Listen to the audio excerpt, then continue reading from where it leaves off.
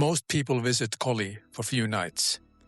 But if someone decides to build their entire future here, today I'm sitting down with Tiina Kujamäki, who left the city life behind to create something lasting in the heart of North Karelia. And her story might change how you think about tourism development in Finland.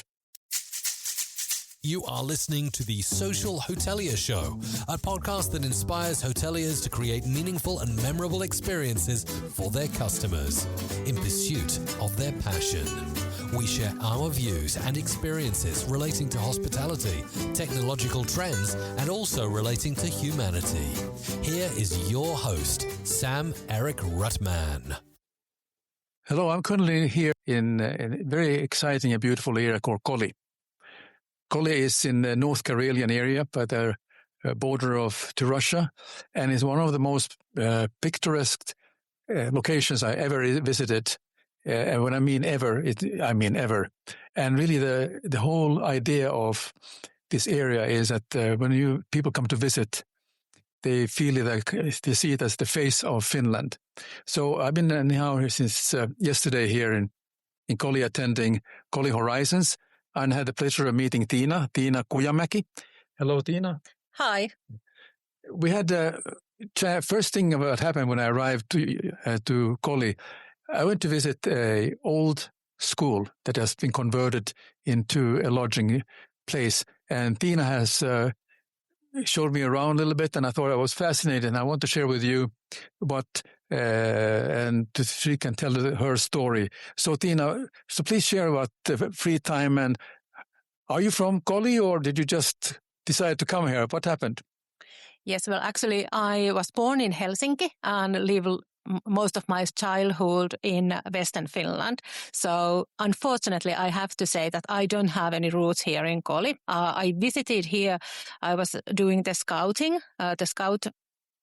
and we did some hiking. So I have visited Koli back in the 1990s. And then when the COVID hits, so I visited Koli next time. So 5 years now. And that was my second time here. And when we visited with my husband, the Koli area, 2020, so 21, we moved here from Helsinki. So we could say that it was a love at the first sight. Very good. But you're running a business, yes, which is very competitive business, a lodging business. Mm-hmm. Is that something that comes natural to you, or is something that you decided that this is what I want to try on?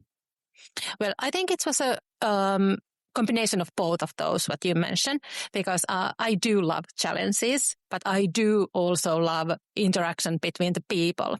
So in my previous life, I was a consultant, and most of the days I spent talking with people, having workshops and interaction with the people. And during the COVID, I missed that a lot, the interaction. So it was just like a heaven for me when we moved here, and I was able to talk with the people in the reception. So I do work in front of the company every single day when we are open.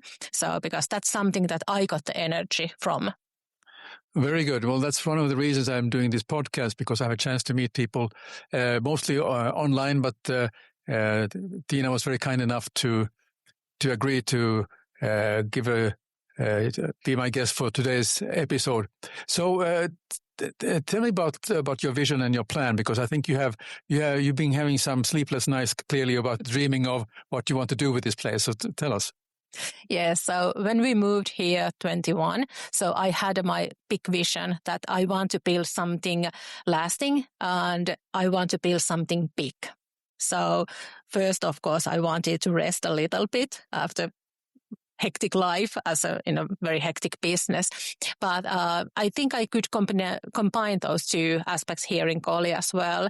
So what I want to do is grow a big business here. We have a accommodation place at the moment. It's a resort which has been there for since 1990s. But I do have a vision that we could provide more high quality accommodation places for our guests, and we could provide so much more. And to be honest, my big vision is that I do have this kind of similar resorts all over Finland, probably even outside Finland. we'll see what happens in the future. But the idea is that we are building the first place here in Koli because well, to be honest, we are actually not in the Koli. We are 10 kilometers from the Koli area, so we are actually in Juuka municipality where we are located, but very, very close. So it's our first place, and we are building the base for the idea, and then we can scale it up and we can copy that to another places. Of course, always adding some natural features which are authentic to those places. So tell me how people find you. Because you mentioned that people are from around the world to staying with you, and so I was very happily surprised to hear that. How do they really connect with you? I think most of the people found us from Google. They just Google accommodation in North Karelia, or they are coming from Central Europe and they have probably saw us in social media, or campers. We have a camping site as well. So we have been part of quite many brochures and this kind of how do you call those? Some kind of brochures where you give tips that, do a road trip around Finland, for example, and stay over there. That's a good place. And I think it's a word of mouth is one very big recommendation for us as well. Yeah.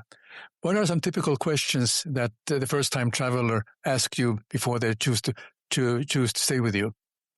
What we can do in Koli? That's the first question. And the next one is that, where we do find restaurant, where do we find some services we are looking for? And can we buy this and that over there? Can we see auroras here? That's very common as well. Yeah.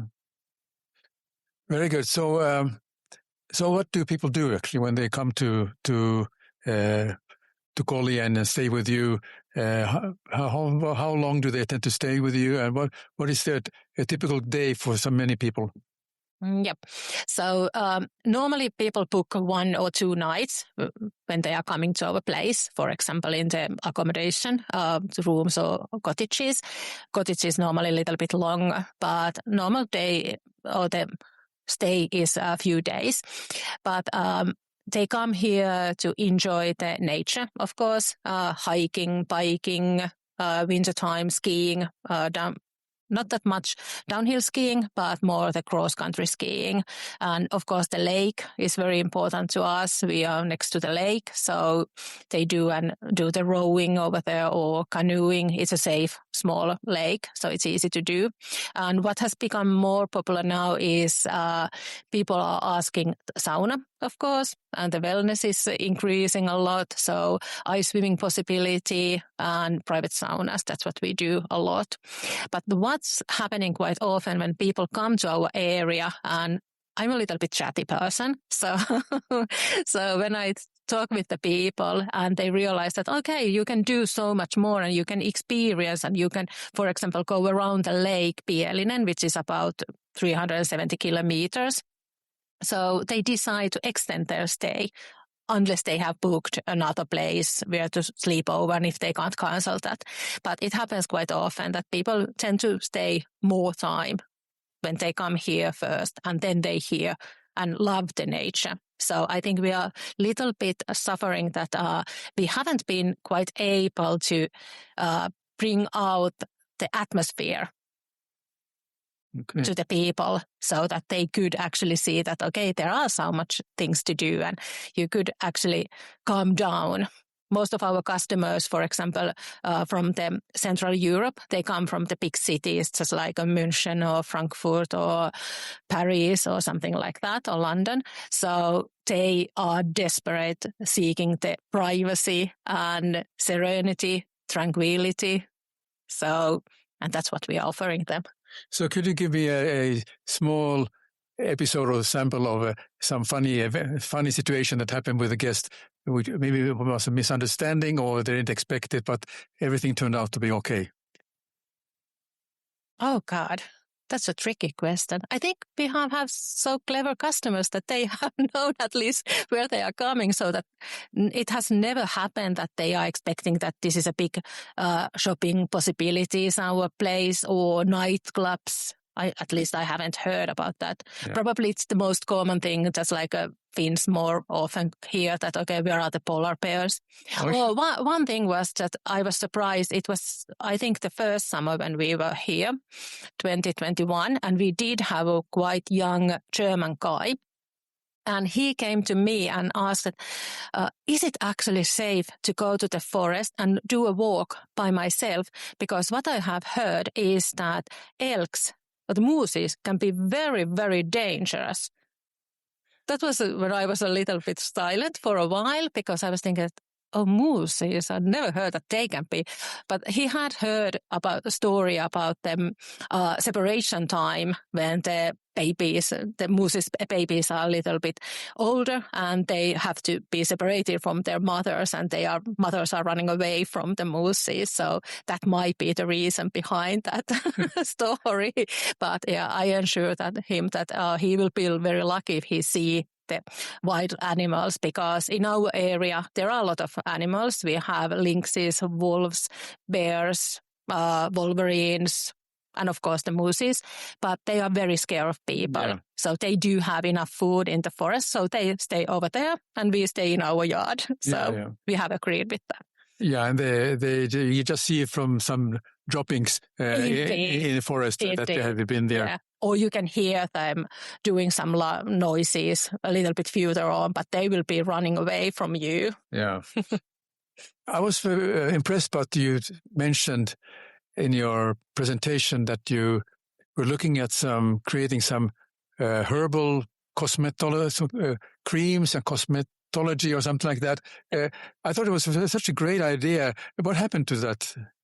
Well, to be honest, I'm not creating them. I do have a partner here in Koli area, and it's very popular in these days, again, for people to gather wild ingredients from them forest, for example, pines or some other things from the forest. To be honest, I don't even know the names of those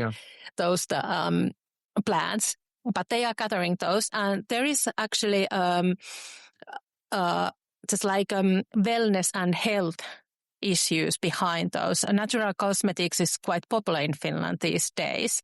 So that's something which connects our surrounding nature to the sauna traditions, for example. It's very common in Finland that you do a foot spa for yourself. So you put some beautiful flowers from the garden, which is actually giving some essential oils for your feet, and you add some beaches, for example. That's, for example, also reason that why people are doing the whipping vihta. Yeah. So that's just like a combination of two nice features. Okay. Sauna and the self-treatments, and it's actually good for your body. Very good. So one thing that has also impressed me is that you have a pretty good relationship with other entrepreneurs here. And so I see that it's a very important part. I mean, because this can be what I call the cutthroat business, because your people are fighting for the business, but you seem to be very cooperative and when you are running full, you just call up other entrepreneurs to find a bed overnight. And how did that relationship develop, or is it just the nature of people here? I think it's the nature of people who have decided to move here. And I think when it comes to the tourism, it's very, I can't say is it totally impossible to do it by yourself, but in most cases you need other people. You need municipalities to do their actions when it comes to the infrastructure or advertising and marketing. You need the visit organizations to do something for you. You need DMCs and you need other companies to providing the services. Of course, I could do those all by myself, But then it's just like, is that actually my business? I want to concentrate on accommodation services and food business. That's my thing. And when it comes to the programs and activities, what the people are seeking. So I want to partnership with other companies and entrepreneurs. So then I think that we all can do our best things, where we are best ones. Very good. So can you give me maybe your takeaway, a key takeaway from this event? I mean, we are here for the first day. We have another day tomorrow, but just sort of your initial impressions about today's presentations and what is some key takeaway that you enjoyed listening to?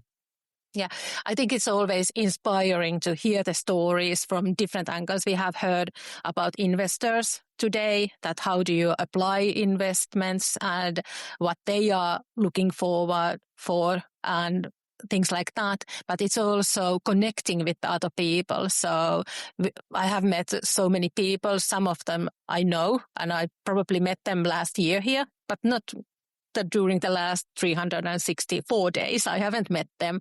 So it's just like I'm an entrepreneur. I'm doing the business by myself. So it's just always nice to talk about these things with other people as well. So it's just like, for me, it's just like one good way to have somebody to just like throw the ball and giving inspiration and creating new thoughts that, okay, what could we do actually? And are we doing that one? Or are you doing that one? Have you tried this one?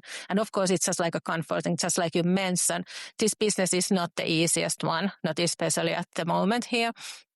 But it's just like sometimes you can be a little bit frustrated or down that, okay, nothing is working at the moment and I'm struggling here. And is there a point of doing that? But somehow it's a little bit comforting to hear it from another entrepreneur also that, oh, we are facing the same issue. And then it's just like, okay, it's not just me and in my head, but it's just something. And then we can talk more and find a conclusion or solution for that. That, okay, have you tried this? Or have you tried that? And did you hear what they did over there? Or you have to meet this person. So this is how I met, for example, you. Yes. So Right. Sari introduced you to me and then we had a nice chat and now we are here. Yeah, very good. So my final question to you, Tiina, is if people want to connect with you, how can they reach you?